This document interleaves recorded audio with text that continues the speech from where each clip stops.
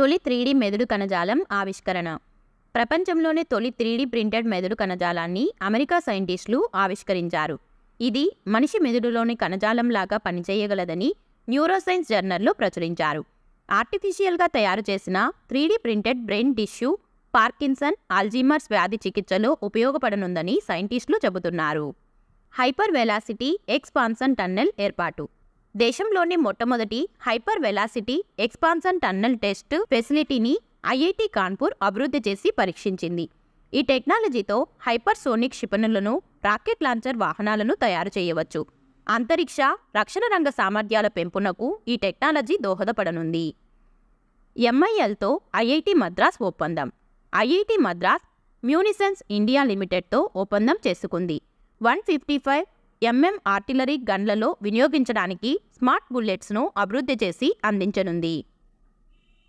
భూమి లాంటి మరో గ్రహం. అంతరిక్షంలో భూమి లాంటి మరో గ్రహాన్ని నాసా కనుగొంది. TOI-71b అనే ఈ గ్రహం భూమికి 137 కాంతి సంవత్సరాల దూరంలో ఉన్న రెడ్ డ్వార్ఫ్ నక్షత్రం చుట్టూ తిరుగుతుందని సైంటిస్టులు గుర్తించారు. ఈ గ్రహం భూమి కంటే 1.5 రెట్లు పెద్దగా ఉంటుందని, దీనిపై నీళ్లు ఉండే అవకాశం ఉందని అంచనా వేస్తున్నారు. ఈ గ్రహం 19 రోజుల్లోనే నక్షత్రం చుట్టూ తిరిగి వస్తుందట. అంతరిక్షంలోకి వ్యోమమిత్ర. గగన్యాన్ ప్రోగ్రాంలో భాగంగా ఇస్రో మానవరహిత రోబో వ్యోమమిత్రను ప్రయోగించనున్నట్లు కేంద్ర మంత్రి జితేంద్ర సింగ్ తెలిపారు. వ్యోమమిత్ర ప్యానెళ్లను ఆపరేట్ చేయగలదని, ప్రశ్నలకు ప్రతిస్పందించగలదని సైంటిస్టులు వివరించారు. రష్యా వ్యోమగామి రికార్డ్. అంతరిక్షంలో అత్యధిక సమయం గడిపిన వ్యక్తిగా రష్యా వ్యోమగామి ఒలెగ్ కాననెక్కో రికార్డ్ సృష్టించారు. మొత్తం 878 రోజుల 12 గంటల స్పేస్లో ఉండి గతంలో అదే దేశానికి చెందిన గెన్నెడీ పేరిట ఉన్న 878 రోజుల 11 గంటల 28 నిమిషాల రికార్డును అధిగమించారు. ఖనిజాల అన్వేషణ కోసం డ్రోన్ తయారీ. ఖనిజాల అన్వేషణ కోసం ఎన్ఎండిసి అత్యాధునిక డ్రోన్లతో చర్యలు చేపట్టింది. హైదరాబాద్ స్టార్టప్ మారుత్ డ్రోన్తో ఒప్పందం చేసుకుంది. ఖనిజాల అన్వేషణ కోసం 2 డ్రోన్లను తయారు చేసి ఎన్ఎండిసికి అందజేసింది. ఈ డ్రోన్లో అమర్చిన మ్యాగ్నెటోమీటర్, హైపర్ స్పెక్ట్రల్, లాడిర్ వంటి అధునాతన సెన్సార్లతో భూమి లోపల కిలోమీటర్ లోతులో ఉన్న ఖనిజాలను గుర్తించనున్నాయి. ప్రపంచంలోనే అతిపెద్ద రాగి కర్మాగారం. గుజరాత్లోని ముంద్రాలో అదానీ గ్రూప్ నిర్మిస్తున్న ప్రపంచంలోని అతిపెద్ద రాగి కర్మాగారం మార్చి నెలలో ప్రారంభం కానుంది. 10,000 కోట్ల పెట్టుబడులతో ఈ ప్లాంట్ ఏర్పాటవుతుంది. ఈ ప్లాంట్లో ఏడాదికి 10 లక్షల టన్నుల రాగిని ఉత్పత్తి చేయాలని లక్ష్యంగా పెట్టుకున్నారు. భారత్ వృద్ధి రేటు 6.7% అంచనా. భారత్ వృద్ధి రేటు 2024-2031 వరకు సగటున 6.7% నమోదవుతుందని క్రీసిల్ నివేదిక అంచనా వేసింది. వచ్చే ఆర్థిక సంవత్సరంలో వృద్ధి 6.4%కి తగ్గుతుందని పేర్కొంది. ఆర్బీఐ రెపో రేట్ యథాతథం. రెపో రేటును 6.5%గా కొనసాగించాలని ఆర్బీఐ నిర్ణయించింది. రెపో రేటును యథాతథంగా కొనసాగించడం వరుసగా ఇది 6సారి. మరోవైపు 2024-25 ఆర్థిక సంవత్సరంలో జీడీపీ వృద్ధి 7% ఉంటుందని పేర్కొంది. ప్రస్తుతం 5.4%గా ఉన్న ద్రవ్యలోటు FY25లో 4.5%కి తగ్గొచ్చని అంచనా వేసింది. స్టార్టప్ రిజిస్ట్రేషన్లలో మహారాష్ట్ర ఫస్ట్. 2023లో స్టార్టప్ రిజిస్ట్రేషన్లలో మహారాష్ట్ర మొదటి స్థానంలో నిలిచింది. ఆ రాష్ట్రంలో ఒక్క ఏడాదిలోనే 5,801 సంస్థలు నమోదయ్యాయి.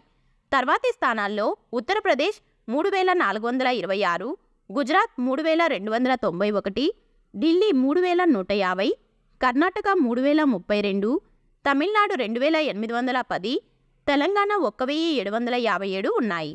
ఆంధ్రప్రదేశ్లో 586 స్టార్టప్ కంపెనీలు రిజిస్ట్రేషన్ చేసుకున్నాయి. 30 లక్షల కోట్ల మార్కును దాటిన Tata groups. Tata groups market capitalization 30 లక్షల కోట్లను దాటింది. దీంతో ఈ మైలురాయిని చేరిన తొలి భారతీయ సంస్థగా టాటా చరిత్ర సృష్టించింది. టాటా గ్రూప్స్లో 24 కంపెనీలు ఉన్నాయి. ఫెన్సింగ్లో ఒలింపిక్స్కు భవానీదేవి అర్హత. భారత ఫెన్సర్ భవానీదేవి ప్యారిస్ 2024 ఒలింపిక్స్కు అర్హత సాధించారు. దీంతో ఫెన్సింగ్లో ప్యారిస్ ఒలింపిక్స్కు అర్హత సాధించిన తొలి ప్లేయర్గా చరిత్ర సృష్టించారు. ఆమె గతంలో ఆసియా ఫెన్సింగ్ ఛాంపియన్షిప్ పతకాన్ని గెలుచుకున్న తొలి ఇండియన్ ప్లేయర్గా నిలిచారు. మద్రాస్ ఐఐటిలో స్పోర్ట్స్ కోటా. అండర్ గ్రాడ్యుయేషన్ కోర్సుల్లో ప్రవేశాలకు తొలిసారిగా స్పోర్ట్స్ కోటాను ఐఐటి మద్రాస్ ప్రవేశపెట్టింది. 2024-25 విద్యా సంవత్సరంలో ప్రతి అండర్ గ్రాడ్యుయేషన్ కోర్సులో భారతీయ విద్యార్థులకు స్పోర్ట్స్ కోటా కింద 2 సీట్లను కేటాయించనున్నారు. హైదరాబాద్లో FIFA world cup qualifier match. Telangana football association Hyderabad వేదికగా ఫీఫా ప్రపంచ కప్ క్వాలిఫైయర్స్ మ్యాచ్కు ఆతిథ్యం ఇవ్వనుంది. జూన్ 6న భారత్ కువైట్ జట్ల మధ్య ఈ మ్యాచ్ జరగనున్నట్లు TFA chairman doctor KT Mahi తెలిపారు. సర్వైకల్ క్యాన్సర్ బాధితుల్లో 7వ స్థానంలో ఏపీ. దేశవ్యాప్తంగా 3,42,333 మంది సర్వైకల్ క్యాన్సర్తో బాధపడుతున్నట్లు కేంద్రం వెల్లడించింది. యూపీలో అత్యధికంగా 45,682 మంది బాధితులు ఉన్నారు. ఆ తర్వాతి స్థానాల్లో తమిళనాడు, బెంగాల్, బీహార్, కర్ణాటక, మధ్యప్రదేశ్ ఉన్నాయి. 17,146 మంది బాధితులతో ఏపీ 7, 11,525 బాధితులతో తెలంగాణ 11వ స్థానంలో ఉన్నాయి. తెలంగాణ అధికార గీతం ప్రకటన. తెలంగాణ రాష్ట్ర కేబినెట్ కీలక నిర్ణయాలు తీసుకుంది. రాష్ట్ర అధికార గీతంగా జయ జయ హే తెలంగాణను ప్రకటించింది. వాహనాలతో పాటు ఇతర రిజిస్ట్రేషన్లకు టీఎస్కు బదులుగా టీజీని వాడాలని నిర్ణయించింది. 500 రూపాయలకే గ్యాస్ సిలిండర్తో పాటు 200 యూనిట్ల ఫ్రీ కరెంట్కు సైతం ఆమోదం తెలిపింది. హైదరాబాద్లో డ్రోన్ పోర్టు.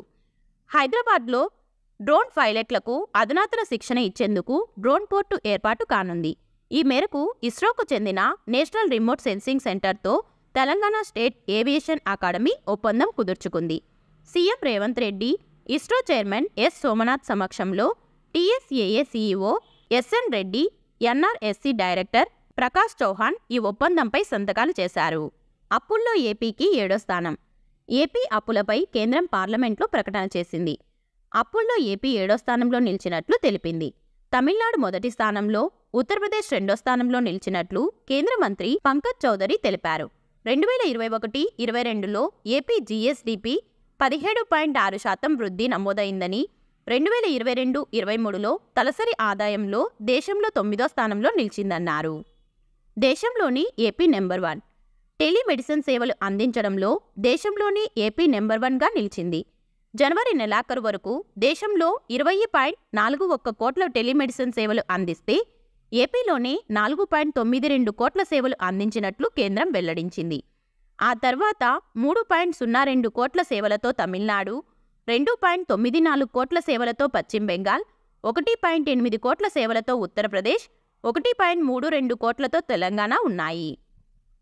రాష్ట్ర ఎస్టీ జాబితాలోకి మరో 3 తెగలు. ఆంధ్రప్రదేశ్లో మరో 3 తెగలను ఎస్టీ జాబితాలో చేర్చారు. రాజ్యసభలో కేంద్ర మంత్రి అర్జున్ ముండా బిల్లును ప్రవేశపెట్టగా ముజువాణి ఓటుతో ఆమోదం లభించింది. బోండో పొర్జా, ఖోంద్ పొర్జా, పరాంగి పెర్జా తెగలు ఇక నుంచి ఎస్టీ జాబితాలో ఉంటాయి. ఇక ఆఖరుగా 2 ప్రశ్నలు. వీటికి సమాధానం మీరే తప్పకుండా కామెంట్ చేయండి. టెలిమెడిసిన్ సేవల్లో మొదటి స్థానంలో నిలిచిన రాష్ట్రం ఏది? 3D ప్రింటెడ్ మెదడును ఏ దేశ సైంటిస్టులు రూపొందించారు? వీడియో నచ్చితే లైక్ చేయండి. Please subscribe.